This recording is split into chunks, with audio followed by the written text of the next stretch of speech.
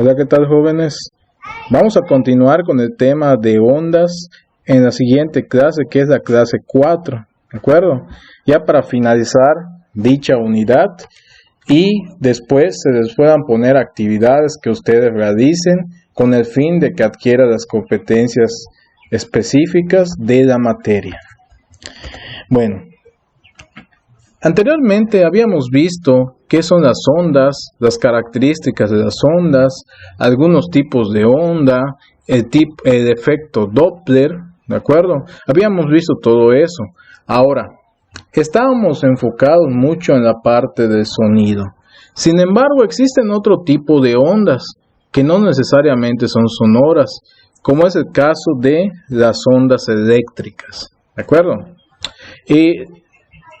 La distribución de energía eléctrica siempre se da en forma de una corriente llamada corriente alterna. A nosotros nos llega la energía desde una planta generadora, ¿sí? Que puede ser, por ejemplo, una planta termoeléctrica como la que se está mostrando aquí, ¿de acuerdo? En la cual, pues, el vapor se transforma en energía eléctrica, ¿de acuerdo? Pero esa energía eléctrica requiere ser, esa energía en forma de vapor necesita ser transformada en energía eléctrica, ¿sí? ¿Y cómo se hace? Bueno, antes que nada, tenemos que comprender que existe un componente eléctrico muy importante en la sociedad moderna, que se le llama generador eléctrico. Un generador eléctrico es un dispositivo que convierte la energía mecánica en energía eléctrica. Es decir, que el vapor a alta presión puede salir disparado de alguna parte del sistema de generación de vapor y mover, y en su caso hace mover un generador que, como lo observamos en la imagen, está compuesto en su parte más básica de lo siguiente: de dos imanes y un conductor que rota. Bueno, ustedes quizás más adelante, cuando vean la materia de máquinas eléctricas o electromagnetismo, van a comprender que para poder generar energía eléctrica solamente es necesario tener un campo magnético y un conductor, en este caso una bobina, que rote en ese campo magnético. Este movimiento rotatorio hace que los electrones del conductor se empiecen a mover, empiecen a oscilar, ¿de acuerdo? Generando la corriente alterna, que si nos damos cuenta, también le denominamos onda senoidal de alterna. ¿Por qué? Porque tiene la forma de onda senoidal, ¿sí? Entonces, repitiendo esta parte, ¿no? El fluido en forma de gas es generado de tal forma que esto que ven ustedes acá son turbinas. Estas turbinas están acopladas a un generador que es parecido a esto. Es decir, que acá podemos tener esas turbinas que hacen girar este generador en esta forma. Lógicamente, como es un generador de energía y este generador dispone de un campo magnético y una bobina rotatoria, se va a generar electricidad debido a un efecto que se llama inducción, ¿sí? La inducción es la generación de electricidad a partir de un campo magnético y un conductor en movimiento. O también puede ser un conductor fijo y un campo magnético variable. O sea, cualquiera de esos dos puede servir para poder generar electricidad. Y la señal que se genera es una señal de corriente alterna. Entonces, si nosotros llegáramos a utilizar un instrumento de medición en cualquier toma de corriente de nuestra casa, efectivamente podríamos ver que la señal que nos está llegando es una onda, es una señal eléctrica, ¿de acuerdo? Ahora, existen también las denominadas ondas electromagnéticas. Las ondas electromagnéticas se generan cuando se hace vibrar las cargas eléctricas. Si nosotros hacemos vibrar cargas eléctricas, ¿de acuerdo?, podemos generar ondas electromagnéticas.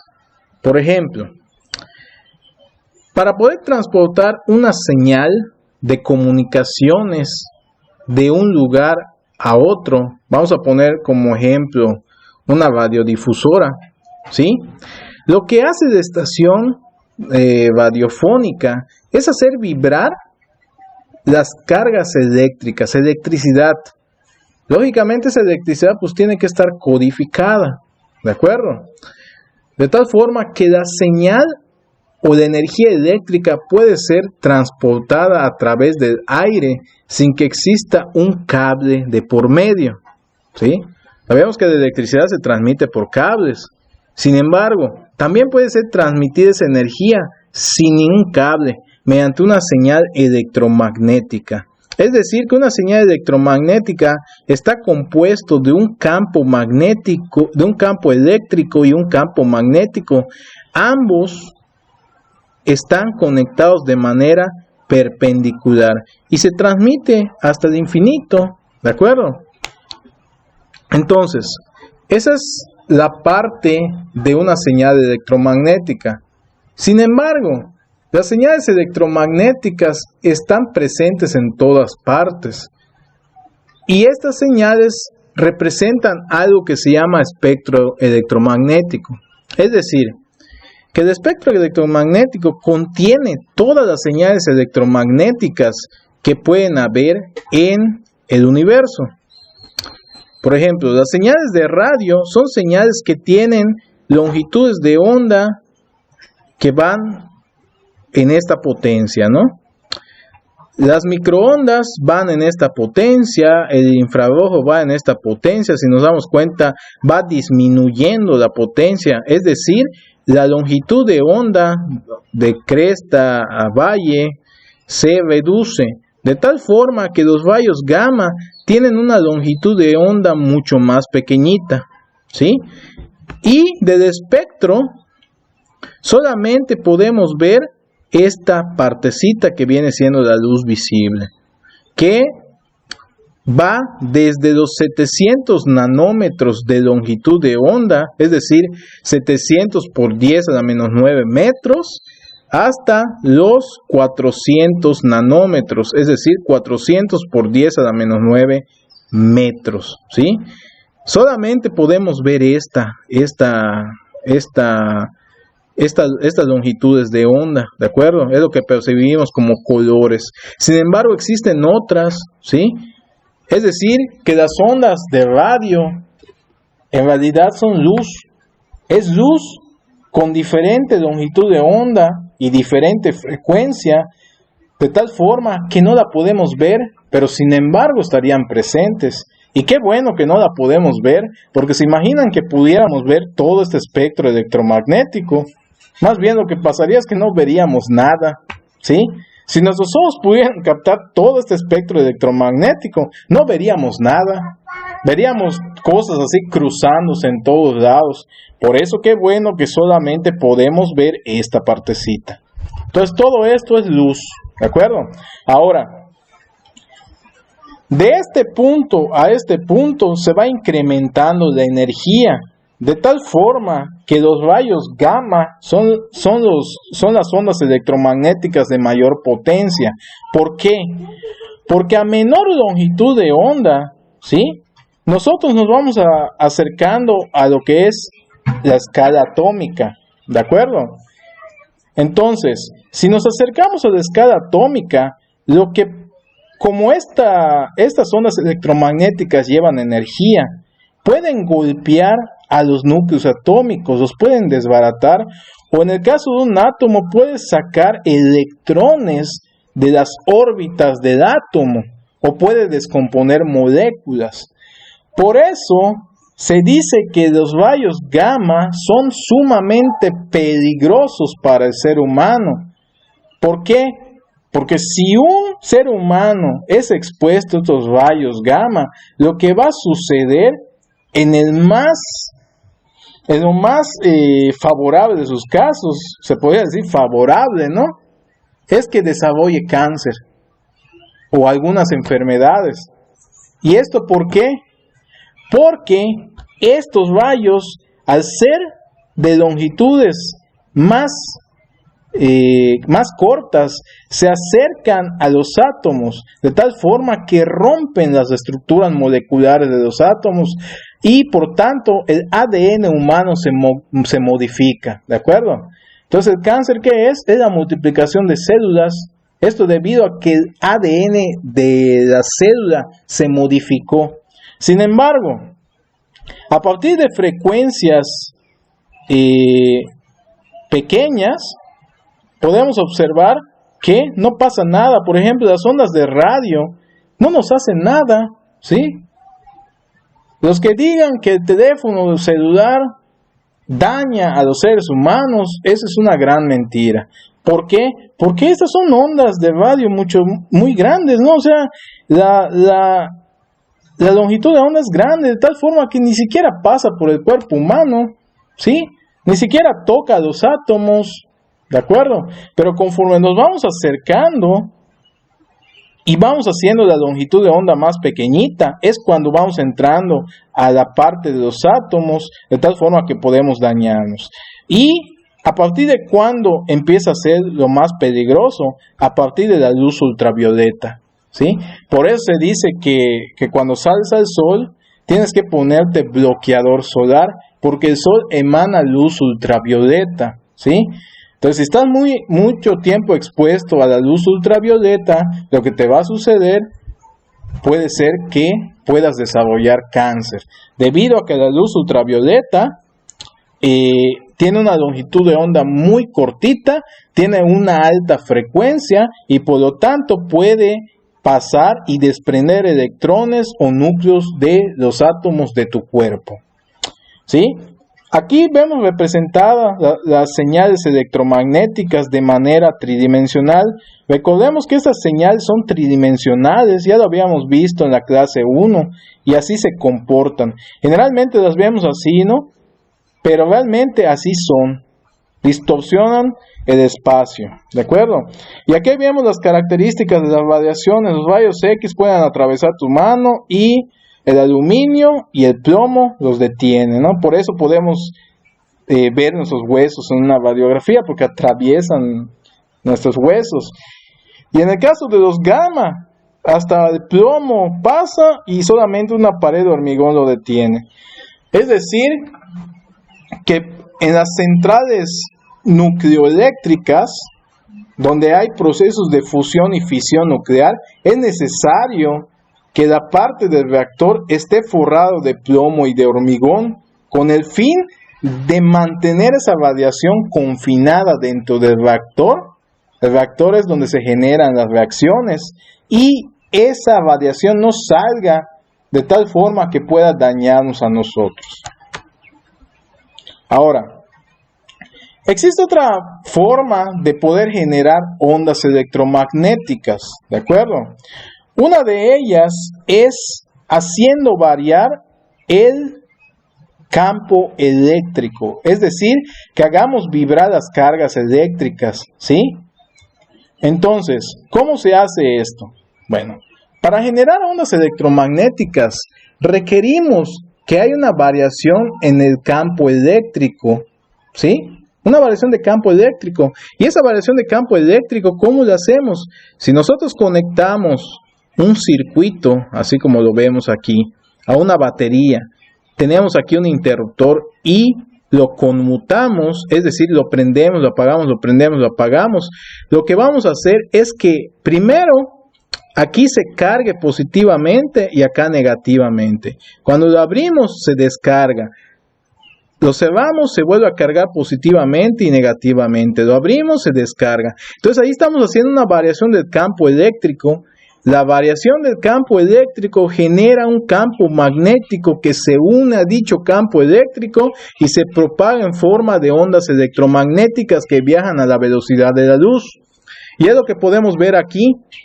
Aquí esta variación en esta parte, esto es una antena dipolar, ¿de acuerdo? Quizás en sus clases de electromagnetismo vean esta parte, ¿sí?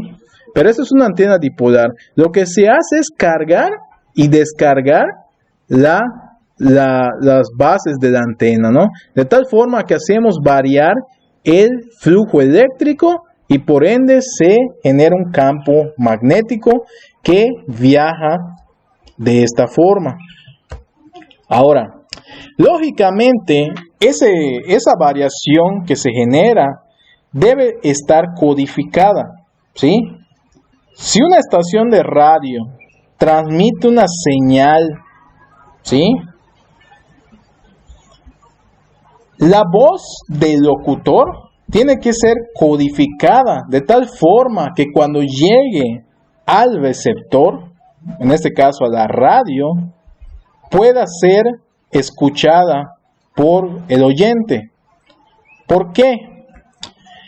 Primero, porque para poder enviar información hay que codificar, ¿sí? Hay que codificar la voz, es lo primerito. Segundo, es importante que el receptor haga una separación de esa señal debido a que en la naturaleza tenemos una infinidad de señales electromagnéticas. Recordemos que aquí tenemos el espectro electromagnético. Entonces, ¿cómo va a detectar la radio, ¿sí?, lo que está diciendo el locutor si hay infinidad de señales que nos están bombardeando? Para eso se utiliza la electrónica. Existen en circuitos eléctricos filtros, llamados filtros pasaaltas, pasabandas o pasaaltas, ¿no? Entonces lo que hacen esos filtros es sintonizar una frecuencia específica de tal forma que las demás que se encuentren en el aire las elimine, no las reciba, ¿de acuerdo? Por eso ustedes cuando van a escuchar la radio le mueven una perilla a su radio, ¿sí? No sé si ustedes han visto que alguna vez han agarrado un radio, me imagino que sí, agarran y le mueven una perillita. ¿Qué es eso? Esa perillita que ustedes le mueven es un capacitor variable. Entonces, ese capacitor variable lo que hace es generar en electricidad una frecuencia de sintonización.